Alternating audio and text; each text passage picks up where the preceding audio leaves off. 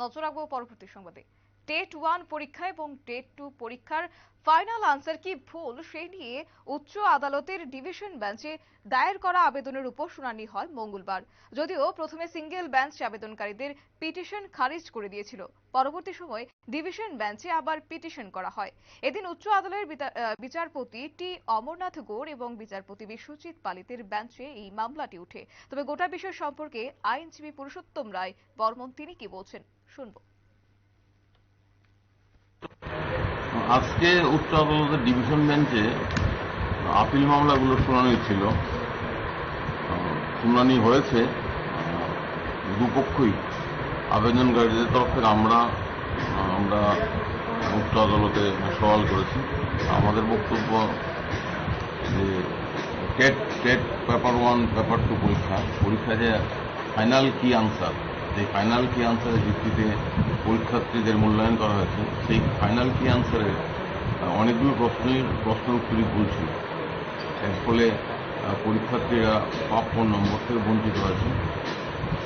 এর ভিত্তিতেই একক বিচারপতির কোর্টে মামলা করা হয়েছিল এই ফাইনাল কি আনসারকে চ্যালেঞ্জ জানিয়ে, কিন্তু একক বিচারপতি সেই মামলাগুলোকে গ্রহণ করেননি। উনি মামলাগুলো খারিজ করে দিয়েছেন বিস্তারিত শুনানির পর। তো এর বিরুদ্ধে আবেদনকারীরা যারা রিট মামলা করেছিলেন তারা রিট আপিল দাখিল করেছেন। রিট আপিলগুলো শুনানির জন্য এর ইতিপূর্বেও শুনানি হয়েছে, আজকেও পুনরায় শুনানির জন্য মাননীয় বিচারপতি টি অমরনাথ গৌড় এবং বিচারপতি বিশ্বজিৎ পালিত তাদের ডিভিশন বেঞ্চে মামলাগুলো ছিল। আজকে মামলাগুলো শুনানি হয়েছে। আবেদনকারীদের তরফ থেকে রিট আপিল যারা করেছেন তাদের তরফ থেকে আমরা আদালতে দেখিয়েছি যে কি কারণে কি আনসারকে অনেকগুলো কোশ্চেন আনসার ভুল, এগুলো আমরা বিভিন্ন রেফারেন্স বুকের ভিত্তিতে দেখিয়েছি। আদালত আমাদের বক্তব্য শুনেছেন, অ্যাডভোকেট জেনারেল সেটা জবাব দিয়েছেন। পরবর্তী শুনানি আবার আগামী 24 এপ্রিল এই মামলাগুলোর পরবর্তী পর্যায়ে শুনানি হবে।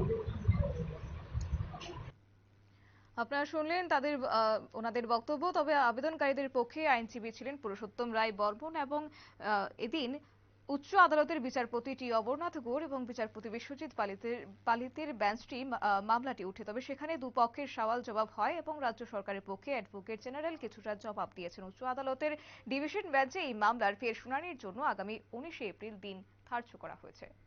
সংবাদ আপাতত এই পর্যন্তই। পরবর্তী আপডেটের জন্য চোখ রাখুন শুধুমাত্র নিউজ ভ্যানগার্ডের পর্দায়। নমস্কার।